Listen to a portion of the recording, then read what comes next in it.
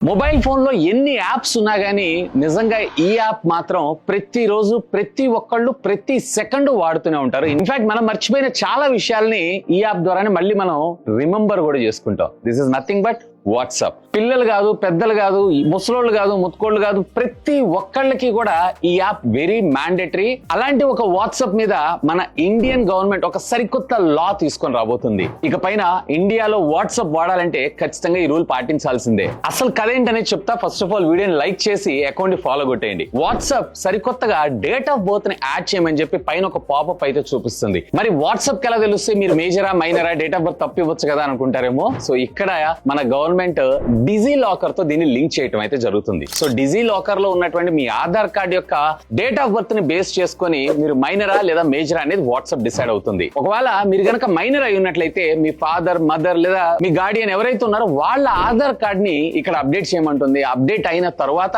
మీకు ఆ app access ఇవ్వటం అయితే జరుగుతుంది. యాజ్ ఆఫ్ నౌ వాట్సాప్ దీన్ని టెస్ట్ చేస్తుంది. అంటే ఫేస్బుక్, ఇన్స్టాగ్రామ్ లో కూడా ఇది వర్తించేటువంటి అవకాశం అయితే ఉంది. ఆల్రెడీ మన ఇండియన్ యాప్స్ అయినటువంటి అరట్టి లాంటి మెసేజింగ్ సర్వీసెస్ యాప్స్ ఏవైతే ఉన్నాయో ఆల్రెడీ ఏజ్ వెరిఫికేషన్స్ అయితే తీసుకొని వచ్చింది. మేబీ వీళ్ళు కూడా సూన్ మనకి తీసుకొని రావడంతో పాటు ఎప్పుడైతే మన ఇండియాలో లా అవుతుందో even Telegram, Snapchat, what ever the messaging services apps వీటన్నిటి కూడా మీరు ఖచ్చితంగా డేట్ ఆఫ్ బర్త్ డిక్లరేషన్ ఇవ్వాల్సిందే. నిన్న ఢిల్లీలో జరిగినటువంటి డిపిడిపి మీటింగ్ లో దీని గురించి డిస్కషన్ అయితే జరిగిందంట. సో దాని రిజల్ట్ గానే నిన్న వాట్సాప్ కొంతమంది యూజర్స్ కి అయితే రోల్ అవుట్ చేయడం అయితే జరిగింది. మీకు వచ్చిందా రాలేదా లెట్ మీ నో, ఖచ్చితంగా కామెంట్ చేయండి. అండ్ మోస్ట్లీ ఇది మే 2027 కల్లా ప్రతి ఒక్క యూజర్ అకౌంట్ కి మ్యాండేటరీ అయ్యే అవకాశం ఉంది. ఆస్ట్రేలియాలో ఆల్రెడీ 16 ఏళ్ల లోపల ఉన్నటువంటి యూజర్స్ అందరికీ కూడా సోషల్ మీడియా యాప్స్ వాడకూడదు అని చెప్పి బ్యాన్ విధించింది. యూకే కూడా ఇదే ప్రపోజల్ తీసుకొచ్చింది, బట్ ఇంకా అమల్లోకి తేలేదు. మే 2027 కి తీసుకొచ్చే అవకాశం ఉందంట. మీరేమనుకుంటున్నారు దీని గురించి? మీ అభిప్రాయం ఏంటి? కామెంట్ చేయండి.